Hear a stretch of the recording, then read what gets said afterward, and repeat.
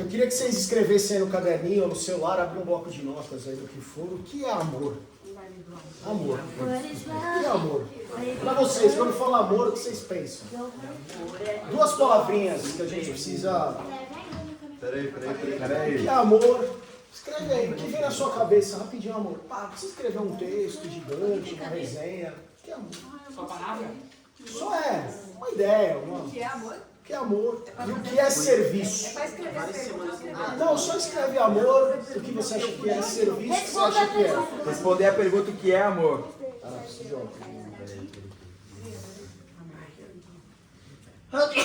Qual versículo vocês já escreveram? Ah, para escrever um versículo? Não precisa não. Só se você quiser. Não precisa. Que é amor e o quê? Qual versículo tem? E serviço. O que é amor e o que é serviço? Qual versículo tem do nosso retiro? Quem sabe? Timóteo 4:12. Que diz o seguinte: ninguém o despreze pelo fato de você ser jovem, mas seja um exemplo para os fiéis na palavra, no procedimento, no amor, na fé e na pureza. E nós vamos falar então sobre ser um exemplo no amor. Quando a gente fala tudo que a pastora Elis falou ontem, que a tia Carol falou sem filtro, a tia Carol falou um pouquinho também sobre maturidade, não dá pra gente ser pessoas reais, verdadeiras, sem filtros, se a gente não tiver realmente uma... A gente vai usar a palavra maturidade aqui, mas o texto fala, Paulo está falando lá para Timóteo, ninguém despreze você por ser jovem, ninguém deve desprezar vocês por serem jovens. Mas vocês precisam, não é usar a justificativa que eu sou jovem, eu comecei agora, eu cheguei ontem, para que a gente possa ser um exemplo para os fiéis, ou para aqueles que não são fiéis, para todo mundo, exemplo na palavra, no procedimento, no amor, na fé e na pureza. E a gente vai falar então nessa noite sobre ter uma maturidade no amor e no serviço. E quando a gente fala em maturidade no amor, a gente pode falar de um versículo que está lá em João 13, 34 e 35, está na tela aí para vocês, que ele diz assim, Jesus está dizendo, um novo mandamento vos dou, que vos ameis uns aos outros, assim como eu vos amei. Ô Paulo, tu lembra de uma vez, olha que eu lembrei, tu vai me ajudar aí, uma vez que eu preguei, cara, eu nunca me esqueço de uma vez que eu preguei, logo que eu desci, a gente trocou uma ideia, você me pegou, e eu falei sobre esse versículo, porque existia uma mudança, porque Jesus fala agora, não é amar, você tem que amar como eu te amei, porque eu dei a minha vida por você. Você lembra disso? Faz uns 10 anos atrás. Jesus está meio que aumentando, cara, isso ficou marcado para mim pra caramba, essa conversa minha e tua. Porque eles já conheciam a lei, né? E a lei você pode praticar sem o Espírito Santo, né? Amar a si mesmo, amar o outro como você ama a si mesmo, porque todo mundo ama a si mesmo, de alguma forma. Agora, com Jesus, com o Espírito Santo, você ama como Ele amou. Ele te capacita a amar como Ele amou, que é a ponto de dar a própria vida. Vocês ouviram o que Paulo falou? O Paulo falou isso para mim há 10 anos atrás, isso até hoje ficou na minha cabeça.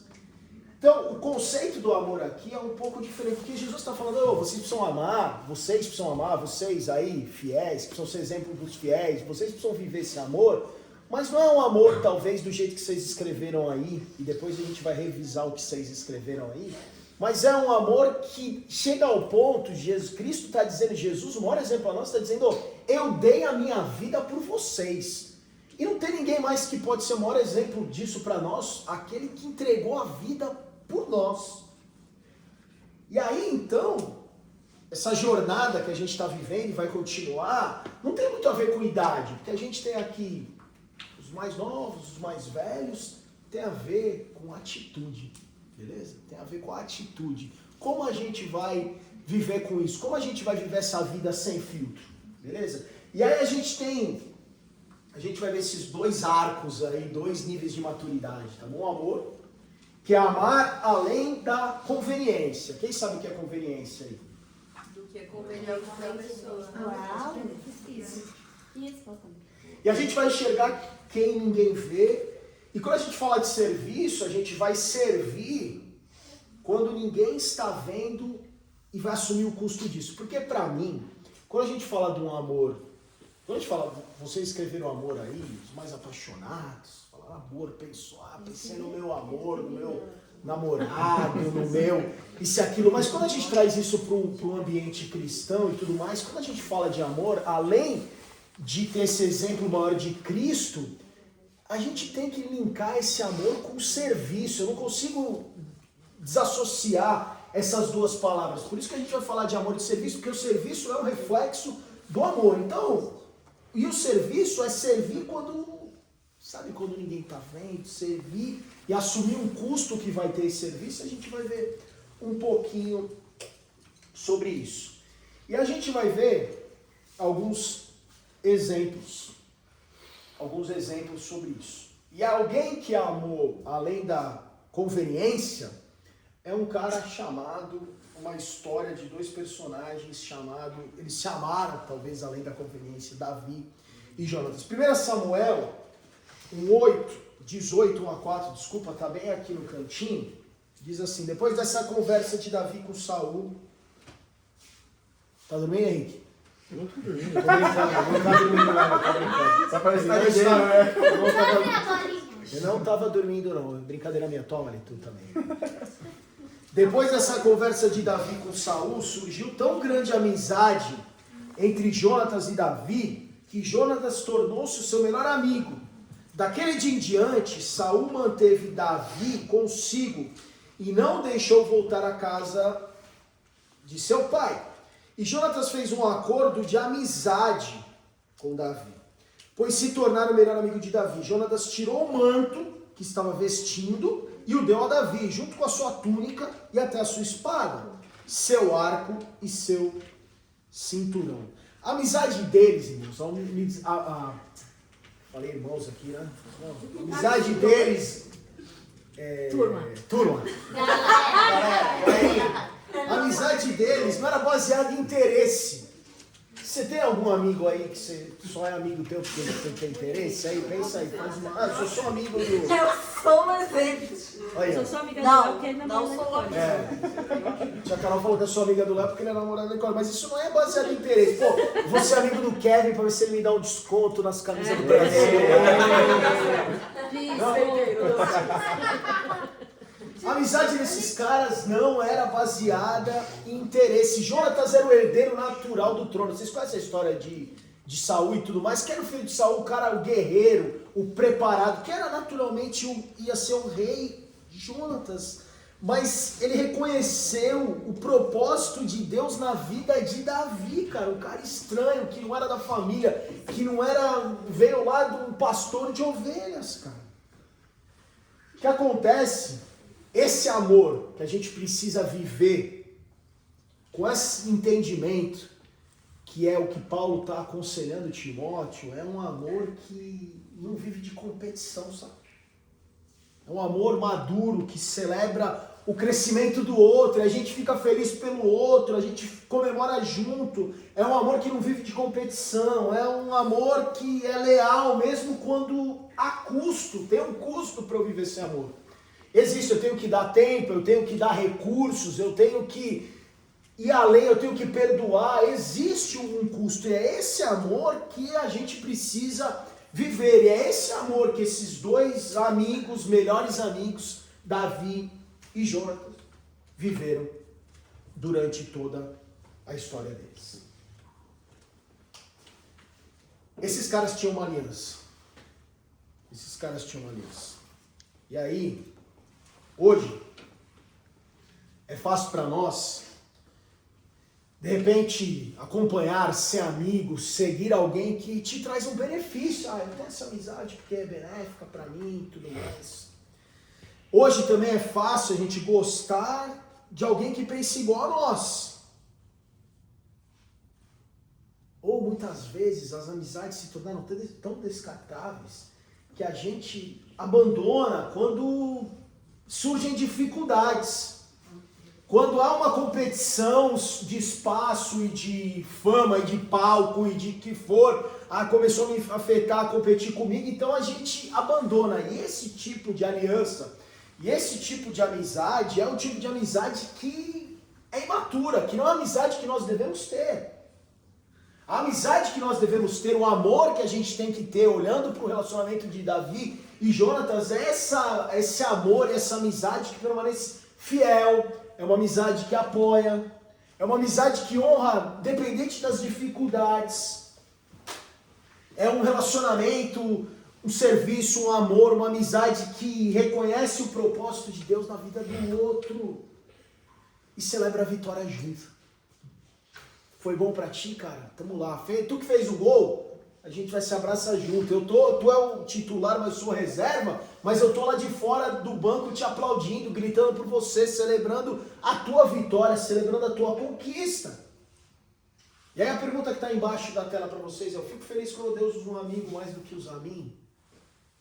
A gente tem esse nível de maturidade, a gente consegue ficar feliz. Caramba, eu tô feliz porque o meu amigo agora namora, eu tô feliz porque o meu amigo agora casou, eu tô feliz porque o meu amigo agora arrumou um emprego, eu tô feliz porque o meu amigo agora foi promovido, eu tô muito feliz porque agora ele tá num outro nível e tudo mais, e aconteceu isso. A gente consegue viver isso? Jovens, amigos, filhinhos, sobrinhos do tio. A gente consegue viver isso? E essa pergunta, e a resposta para essa pergunta revela que tipo de maturidade nós, eu e você, temos. Porque eu também sou jovem, tá? O texto de Paulo é para mim também. E revela que tipo de maturidade nós temos. Tem um outro exemplo? Nível 2, em fase 2. Que é enxergar quem o mundo ignora, enxergar quem ninguém vê. E o exemplo aqui é o bom samaritano. Vocês conhecem? Quem não conhece a história do bom samaritano, não levante a mão, senão eu vou jogar papelada. Tu não conhece a história do bom samaritano? Eu vou contar pra ti. É assim, ó, tinha um cara, tava seguindo uma estrada, tava fazendo um caminho lá, e ele era um samaritano. O samaritano era um cara, xará, odiado pelos judeus e tudo mais. Era a escória, sabe? Tu é santista, é que nem falar, vou te dar um exemplo bem real, fala, pô, tinha um corintiano andando lá na rua e pegaram e assaltaram o corintiano, pegaram, bateram no cara, levaram tudo ele e deixaram ele morto lá. E aí, Jesus está contando isso, uma parábola, ele fala que algumas pessoas passaram por esse corintiano. E eu nunca me esqueço do dia que a pastora, que tu pregou sobre essa parábola e contextualizou, isso me marcou, que até eu lembro dos exemplos. E a pastora ele falou, e passou lá um grupo de louvor de uma igreja, tu lembra disso? Porque a gente fala, passou o sacerdote, a gente fala, pô, passou o sacerdote, passou o levita, quem são esses caras?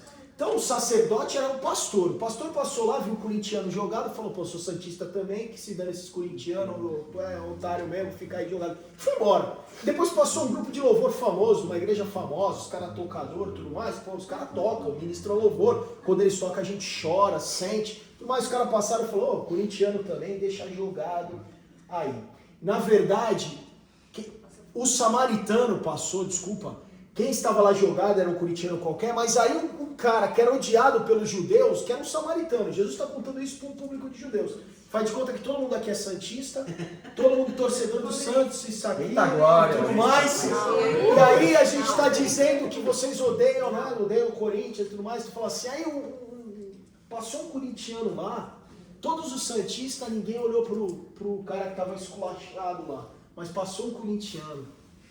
E esse corintiano se aproximou da dor, ajudou o cara, levou esse cara lá para um hotel, para um hospital, o que fosse, e falou, ó, podem cuidar dele, curativo, UTI, exame, o que for, e eu pago essa conta. Quando Jesus falou isso, foi um choque. Então fala, como assim? O sacerdote, o pastor não fez nada, o grupo de louvor não fez nada, o diácono não fez nada. Quem fez foi o pior cara que podia fazer. E Jesus conta essa história porque ele está dizendo que existem pessoas que são ignoradas, que vivem no mundo que são ignorados. O sacerdote viu, o levita viu, mas apenas o samaritano se aproximou para ajudar. Sabe qual é a conclusão aqui para nós? Que muitas pessoas, a gente está observando as necessidades. Você conhece a necessidade de quem está do teu lado? Alguns você conhece, é mais próximo e tudo mais. Eles sabiam da necessidade daquele cara. O cara estava julgado, mas eles não fizeram Nada. Muitas pessoas observam as necessidades, mas são poucos os que fazem algo. E aí, existe mais uma vez um amor que a gente precisa pensar sobre ele, um amor maduro. Esse amor maduro, como está o slide aqui, vocês estão vendo, ele vê a dor, ele percebe que alguém está caindo na estrada, ele percebe que a gente tem um colega excluído, que tem um amigo em depressão, que tem alguém afastado, e aí ele interrompe a agenda, porque aí talvez seja um desafio para nós, porque muitas vezes, eu mesmo tenho minha agenda e tudo mais, e a gente fala, pô, muitas vezes, às vezes precisa do quê? De uma oferta? A gente pode ofertar, ou para onde é? Faz o Pix aí, mas separar para dar tempo, para ir, para estar, para tomar um café, para ouvir, para conversar, é muito mais complicado. Mas o que aconteceu é que a gente para a própria agenda, para a própria vida, porque esse amor custa tempo, e a gente cede tempo, e a gente investe tempo, e a gente age, a gente então vai e paga o preço da restauração, paga o preço para ajudar quem tem que ajudar. E esse nível de maturidade faz com que a gente se transforme, mude aqui, ó, que está aqui embaixo, de dizer, vou apenas orar por você, para falar, cara, além da oração, o que eu posso fazer por ti? O que você precisa? Você precisa conversar? Você precisa... O que você precisa, cara? Você precisa que eu te vá aonde contigo? Até onde você precisa, a gente precisa ir junto? E essa empatia, esse amor maduro, é a gente poder ver a dor, interromper a nossa agenda, poder servir e poder agir.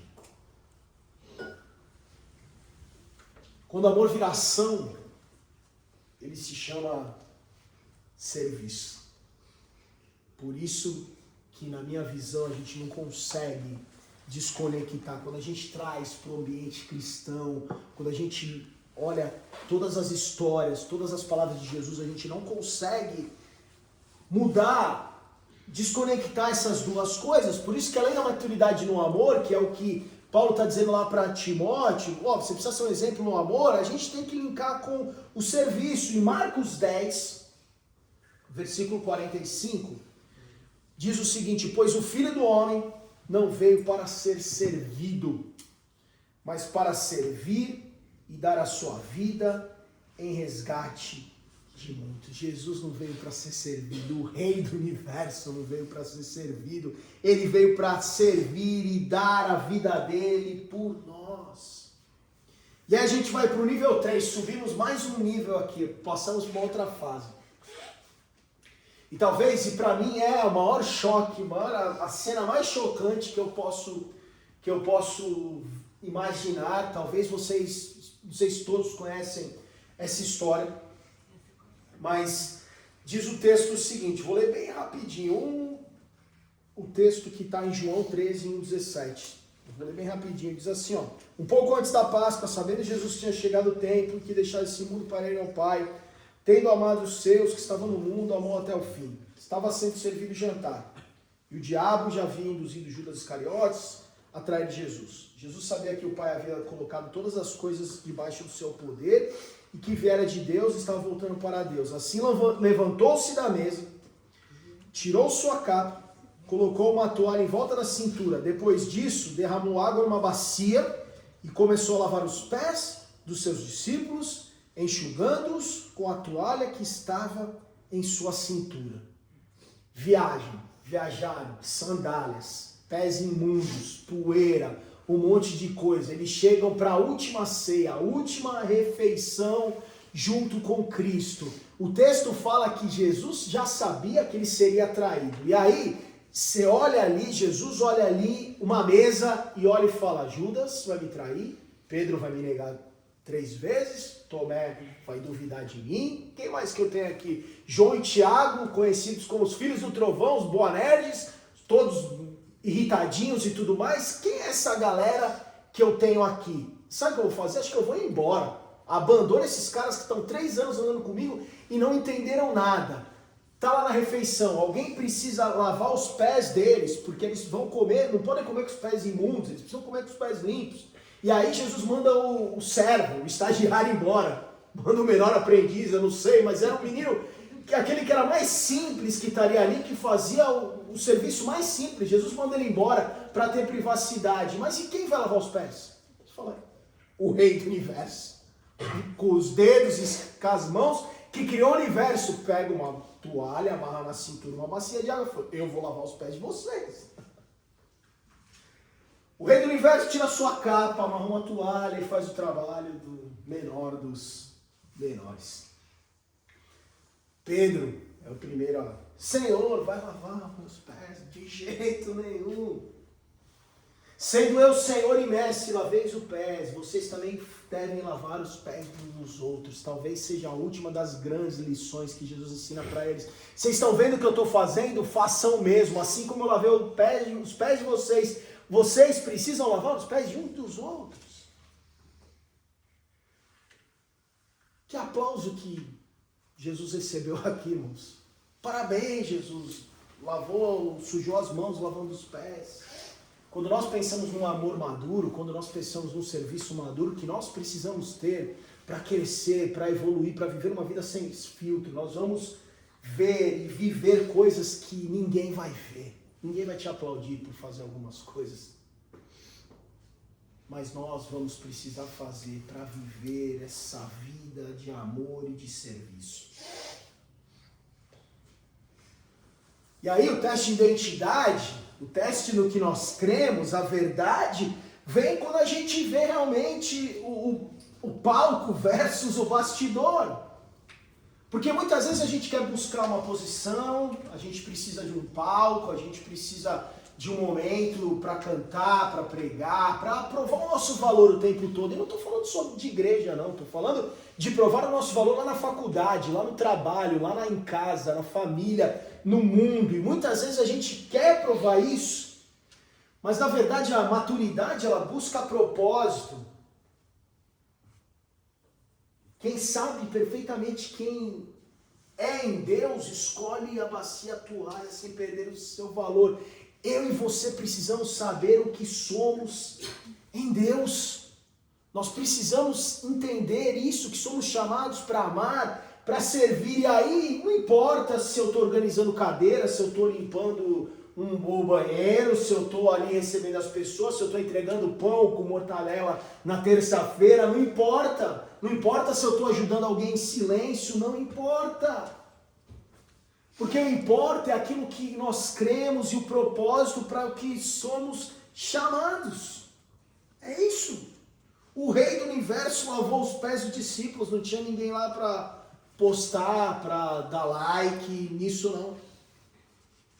Mesmo sabendo quem era, Jesus escolheu servir.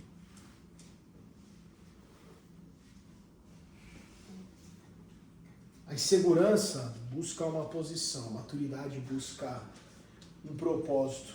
Quem sabe quem é em Deus não precisa provar valor o tempo todo. Aí, nós vamos subir mais um nível aqui, uma próxima fase. Filipenses 2, versículos 5 e 8, diz o seguinte: esvaziou-se a si mesmo, vindo a ser servo, humilhou-se a si mesmo e foi obediente até a morte, e morte de cruz. Paulo mostra Cristo esvaziando, assumindo a forma de servo, obedecendo até o final, por mais que fosse difícil. Vocês lembram, Jesus está ali no jardim, ali no Getsemane, antes de ser crucificado, e o peso está muito pesado, e ele ora para o Pai e fala: Pai, se possível, passa de mim esse cálice, porque está muito complicado, está muito difícil, mas que não seja a minha vontade, mas a tua vontade. O que importa é eu fazer a tua vontade. Se nós vivemos um amor, um serviço infantil, a gente vai viver o tempo todo perguntando: mas o que eu ganho fazendo isso, Leandro? O que você está me pedindo? O que você está me instruindo a fazer? O que eu ganho fazendo isso? Mas na verdade, esse amor a gente deixou de lado. O amor que a gente quer viver e o chamado que a gente quer viver é para perguntar diferente, não é o que eu ganho, é como eu posso abençoar. Mesmo que eu tenha que perder algo. Porque existe sacrifício sim, o sacrifício que Jesus fez por nós, que é impagável, que a gente não tem como pagar, nós também vamos ter que sacrificar muitas vezes o nosso tempo, porque o serviço vai consumir a nossa rotina, a nossa agenda. Muitas vezes a gente vai ter renúncias. A gente vai abrir mão do nosso conforto sim, vai mexer com tudo. E sabe qual é a pior notícia que eu posso te dar? É que muitas vezes não vai ter aplauso de ninguém. Mas sabe qual é o mais importante de tudo isso? É que tem alguém que vê, e essa é a pessoa mais importante, é Deus. Porque ele vê o que o palco não mostra. Quando nós, então, analisarmos qual o tipo de amor que nós precisamos viver para sermos verdadeiros heróis, para sermos pessoas com propósito, a gente vai deixar de perguntar o que a gente ganha para perguntar como a gente pode abençoar. A gente vai deixar de competir o tempo todo com o próximo para celebrar, para poder caminhar com ele, celebrar as conquistas, celebrar o que for. A gente deixa de se preocupar com aplauso, com visibilidade e começa a viver uma vida de bacia e toalha. E viver uma vida de bacia e toalha é uma vida de serviço, de servir o próximo. E se precisar lavar os pés, a gente lava os pés. E a gente passa de viver apenas uma conveniência para agir com sacrifício, para agir com perseverança. Muitos amam, mas não servem. E muitos servem sem amor. Jesus fez os dois. João 13:1 diz: tendo amado os seus que estavam no mundo, amou-os até o fim. E em seguida ele lava os pés. O amor de Jesus não ficou apenas em palavra. E nós somos induzidos, nós somos chamados a não viver só em palavras, mas viver em ações. E o maior exemplo que nós temos é, sem dúvida nenhuma, Jesus Cristo. E aí, aonde eu tive certeza dessa fusão de amor e serviço? João 21, 15 e 22, eu quero ler esse texto com vocês. Acordem aí, vai. Vocês estão dormindo? Está dormindo? Kevin, acorda aí. Aí, ó. Acorda aí, Pedro. João 21, 15 e 22 é assim: Simão, ô Lucas, tá dormindo aí. Simão, filho de João,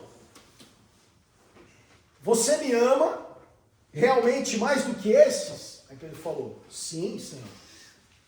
Tu sabes que eu te amo. Jesus falou para ele: tu me ama, cuide dos meus cordeiros. Novamente Jesus, a segunda vez, disse: Simão, filho de João, você realmente me ama? Ele respondeu: sim, Senhor, tu sabes que eu te amo.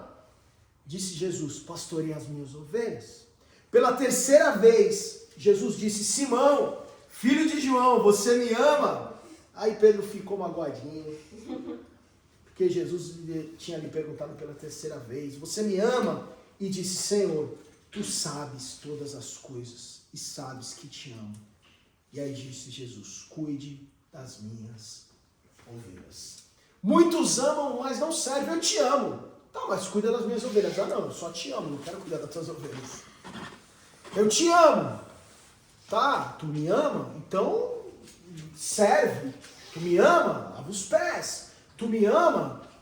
Vai entregar, fazer ação social. Tu me ama? Vai dar tempo de comunhão, vai conversar, vai servir, vai orar junto, vai acompanhar, vai estudar junto e tudo mais. E aqui realmente nós podemos ver a fusão final do amor e do serviço como um só. Porque Jesus fala: tu me ama? Amo, então cuida dos meus cordeiros. Tu realmente me ama? Pastoreia as minhas ovelhas. Você me ama? Cuida das minhas ovelhas. Porque acontece, irmãos, que amar, a gente fala: amar é bonito, a gente está aqui, mau clima maravilhoso, a gente se abraça, chora, fala: eu te amo. Mas a gente tem servido uns aos outros? Alguns têm na hora do almoço porque apostaram. Exatamente. E sem aposta? A gente tem servido? Muitos servem, mas muitos servem sem amor, porque quem está pagando a aposta está servindo sem amor, né? Tá sendo humilhado, tipo, Humilhado, é bullying isso, nem deveria existir no meio evangélico. Né? Tá servindo com ódio? Isso me lembrou uma Sou frase. contra isso. Quem não nasceu pra servir, não serve pra viver. Quem não nasceu para servir, não serve para viver. Que bonito, podia estar aqui. Jesus une as duas coisas. A gente nasceu, esse é o nosso propósito, é servir. Servir a Deus, e a gente não pode não ver Deus no outro e servir os outros. A gente não pode amar, eu amo. Jesus nos amou. Mas se ele não viesse aqui como homem, se esvaziado, se tivesse esvaziado e morresse por nós, amou até o fim. Lavou os pés e uma série de coisas. E aí, antes da gente terminar, eu queria fazer um desafio para vocês. Alguém tem uma pergunta? Alguém quer fazer mais um comentário? Alguém tem alguma pergunta? Alguém ficou com alguma dúvida? Alguém quer tomar uma papelzada aí? Não? Tá bem. Eu tomei de graça. E aí eu tenho um desafio para vocês. Eu vou cobrar esse desafio, tá bom? Primeira coisa, nós temos uma missão para a semana que vem aí, quando nós voltarmos. Aqui está tudo muito bonito, né? Só alegria. Lindo. O bicho pega na segunda-feira. Missão 1. O alvo intencional. Ame alguém intencionalmente. Ligue, converse, perdoe, aproxime-se de quem você tem evitado. Olha aí. Não é qualquer uma, mas tô bonita aqui, amo aqui o Medina aqui, tá tudo certo. Mas você precisa ter um alvo intencional essa semana. Vocês entenderam? Vocês precisam ter um alvo intencional essa semana, eu vou cobrar. E quem não fizer vai ter consequências sérias. Vai jogar bolinha na cara. Não, bolinha não vai vir no retiro ano que vem. Piscina. Brincadeira. Missão 2. Missão, vocês entenderam, anotaram aí? Eu vou pôr esse slide lá pra vocês no grupo. Já tá lá, tia Carol é rápida. Beleza? Já tá lá, ó, boa. Missão 2. A gente chamou aqui do ponto cego. Sirva em algo que não traga visibilidade. Faça algo prático pela igreja ou pela sua família, que absolutamente ninguém vai perceber ou vai te aplaudir. Beleza? Ninguém vai falar, oh, que bonito, que bom que você fez isso e tudo mais. E entenderam sobre o ponto cego? Sim. Terceira coisa, mudança de mente. Pare de perguntar o que a igreja pode... Esse aqui é a pastora Elise gostando, hein? Pare de perguntar o que a igreja pode fazer por mim, comece a perguntar como Deus pode me usar para servir. A igreja, o grupo de jovens, a sua família, o seu trabalho, aonde você muda a mente. Ele falou, servir, quem não nasceu para servir não serve para viver. Então por que a gente vive uma vida de monte de sanguessuga aí? Não, vocês estão aí muito mais energia que a gente. Vocês são chamados, Deus tem um propósito na vida de vocês, para que vocês possam amar, para que vocês possam servir. É isso. A gente está velhinho aqui, cansado, dor nas costas e tudo mais. Eu nem consegui quase pular a piscina, os caras me zoando. Tô velho, a panturrilha puxou aqui quando eu pulei. Vocês são chamados, cara, para continuar o legado. Precisa mudar a mente, precisam servir. Como Deus pode usar vocês? Pensa aí. Tenha um alvo intencional na semana que vem. Faça algo que não vai gerar nenhum aplauso para você e comece a orar e buscar e perguntar como eu posso servir, gente. Mas eu não canto lindo como o Vinícius canta. Tá, mas e aí? E abrir a igreja?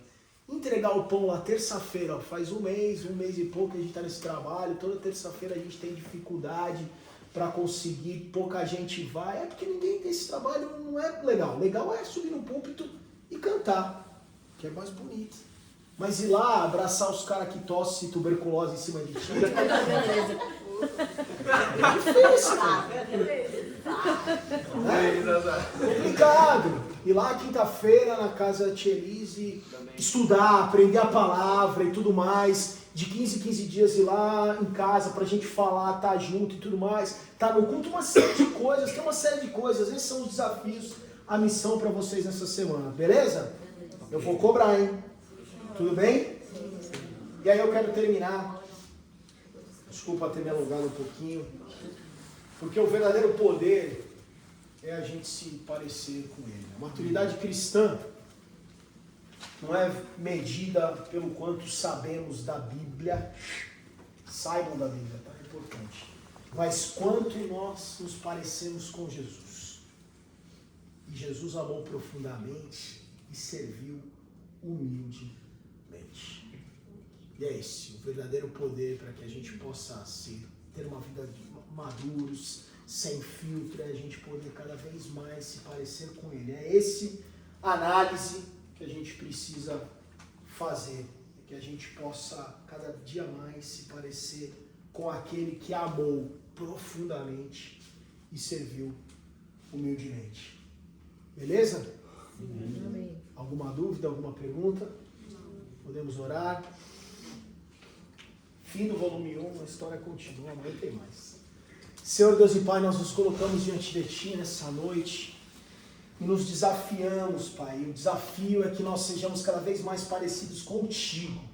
Cada vez mais nós possamos entender e crescer em maturidade para amar profundamente, servir de maneira humildemente, assim como Tu fizeste, Pai. Nos ajuda a viver isso, que isso possa arder nos nossos corações a cada dia, Pai. Que possamos crescer, que possamos caminhar, que possamos entender o nosso propósito, a nossa identidade, possamos fazer tudo isso sempre para a honra e glória do Teu nome.